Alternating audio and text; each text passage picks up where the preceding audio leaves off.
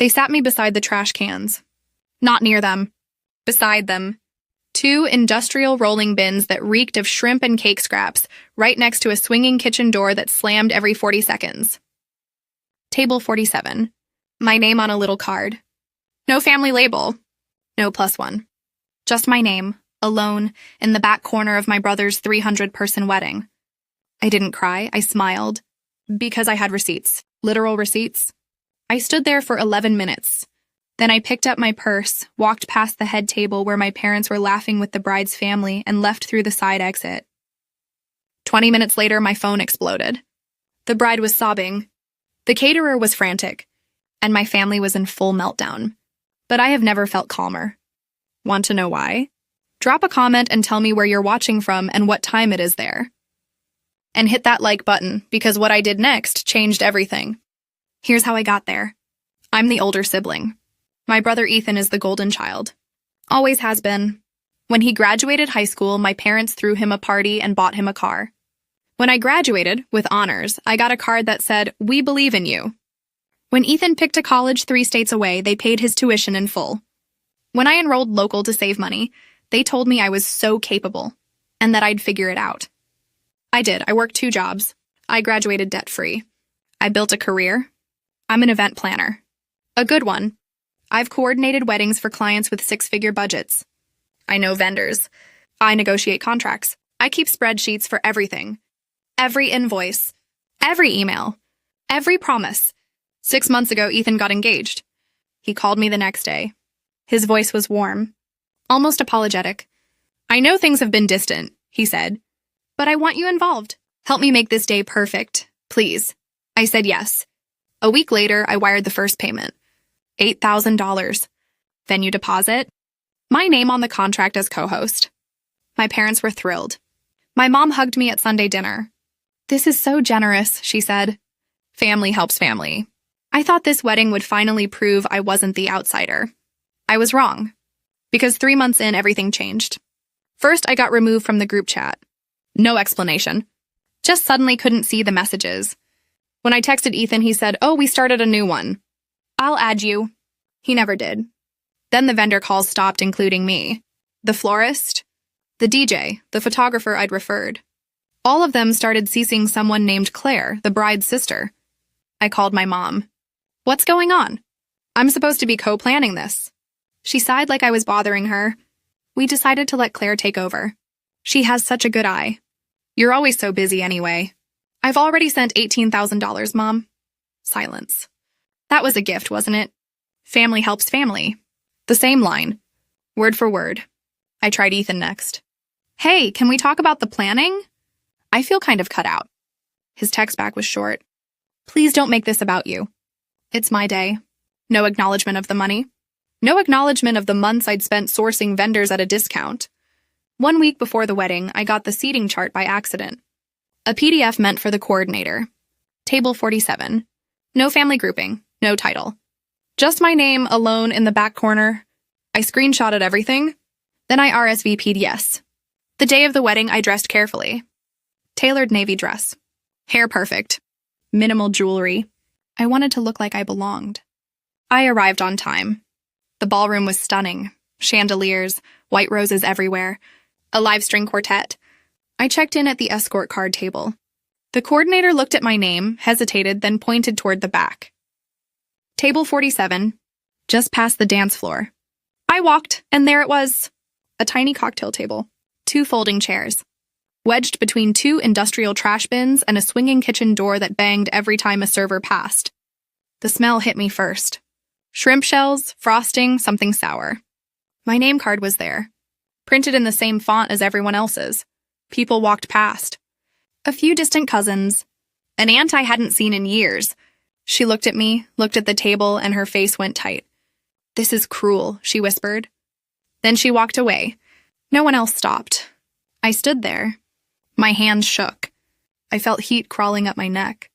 Maybe I deserved this. Maybe I really was too much. I sat down, opened my purse, pulled out the card I'd written that morning and the check inside. $2,000? Wedding gift. I stared at it. Then I tore it in half. I walked out the side door into the parking lot. No tears, no scene.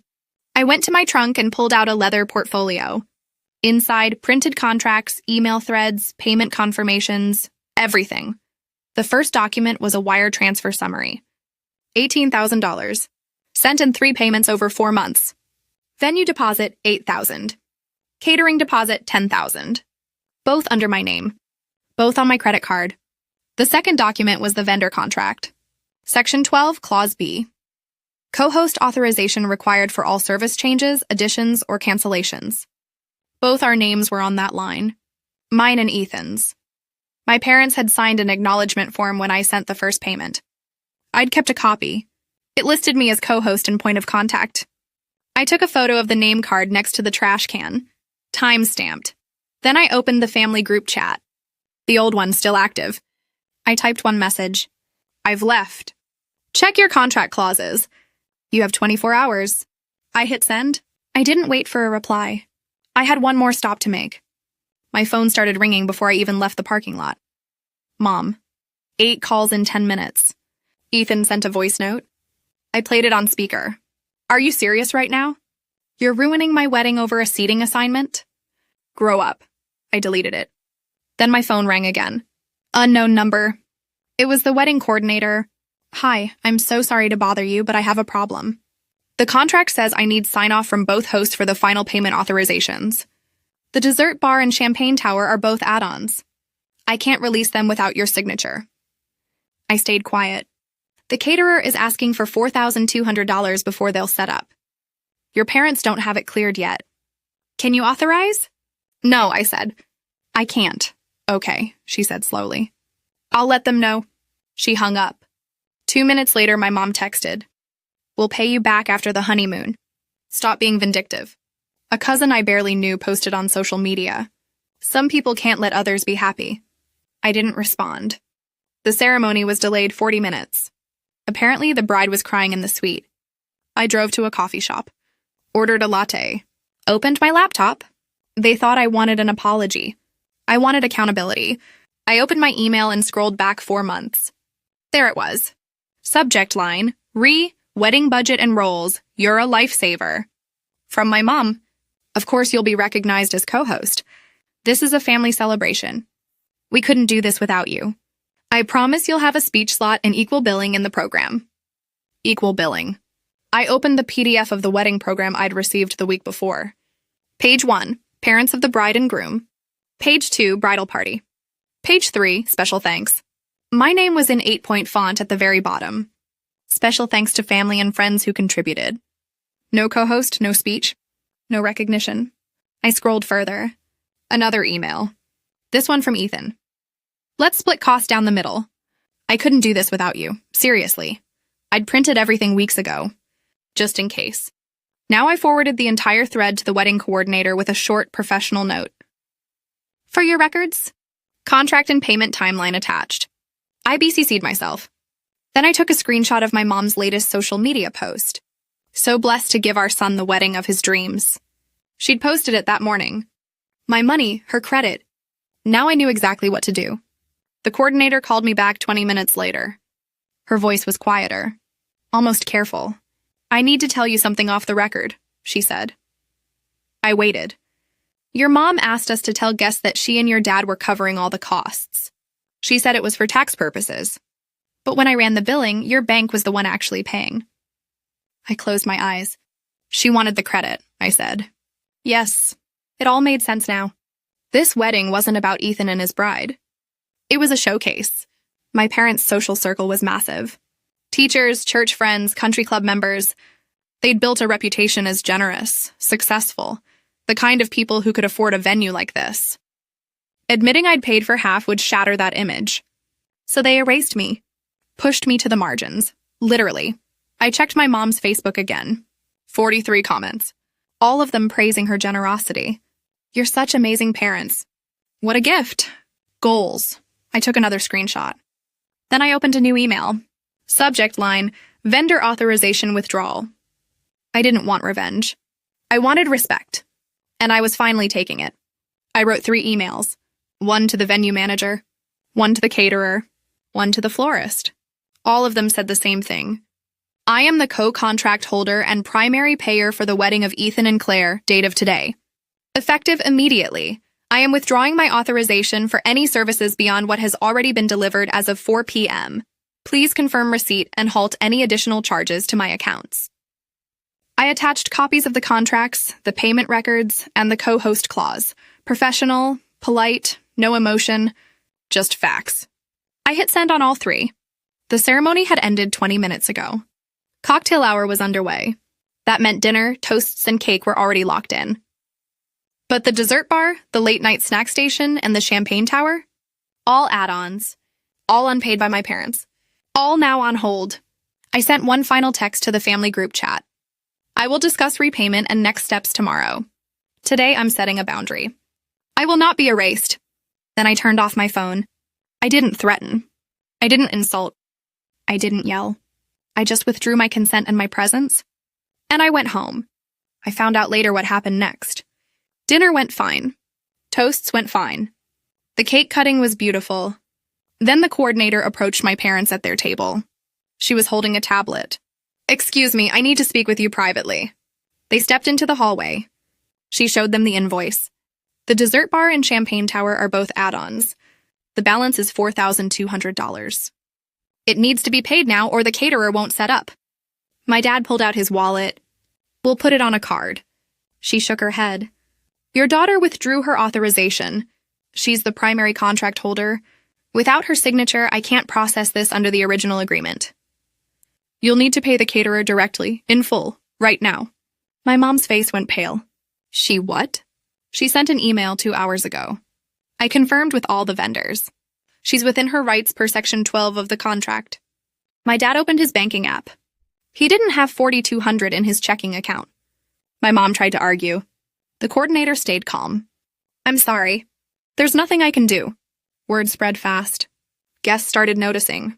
The dessert table sat empty. No champagne tower. No late-night snacks. The bride's father asked what was going on. My parents tried to cover, but the story came out in pieces. By the end of the night, people were whispering. "Wait, she paid for this?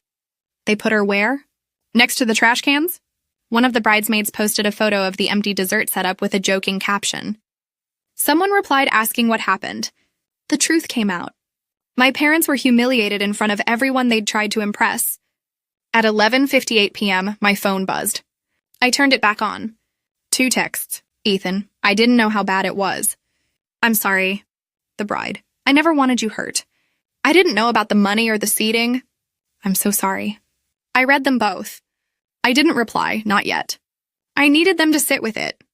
Just like I'd sat beside those trash cans. 3 days later, I agreed to meet Ethan and Claire for coffee. They came together. They looked tired. Ethan slid an envelope across the table. Inside was a check for $18,000. "This is from both of us," he said. "We pulled from our honeymoon fund in a savings account. It's everything you paid." Claire handed me a handwritten letter. "I'm sorry," she said. "I didn't ask enough questions. Your mom told me she was handling everything, and I just went along. I didn't know you were cut out. I didn't know about the seating.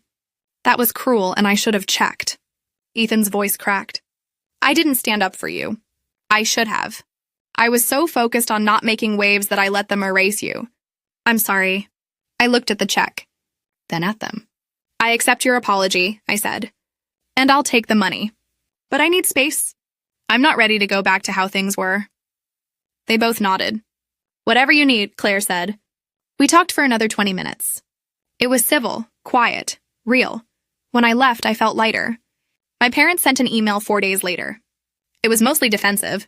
A lot of "we didn't mean it that way," and "you're being too sensitive." I replied with one line, "I accept your apology. I need space." I didn't engage further. Over the next few months, things shifted. A few extended family members reached out privately, cousins, an uncle. They shared their own stories about being overlooked or used. I started a blog about event planning, boundaries, and financial transparency in family dynamics. It grew faster than I expected. People needed to hear they weren't alone. 2 months after the wedding, an envelope showed up at my apartment. No return address. Inside was a check for $2,000 and a short note in my dad's handwriting. "You were right." That was it. I didn't frame it. I didn't post about it. I just deposited the check and kept moving forward. I didn't go to Thanksgiving that year. Or Christmas. I sent cards. I stayed polite. But I held my boundary. And for the first time in my life, I felt at peace. Because respect isn't given by blood. It's earned by behavior. And sometimes walking away is the loudest thing you can say. So here's my question for you. Have you ever had to walk away from family to protect your peace? What's the hardest boundary you've ever set? Drop your story in the comments. I read every single one, and if this resonated with you, hit that subscribe button. You're not alone in this. This story is a fictionalized dramatization and is not legal or financial advice. Thanks for watching.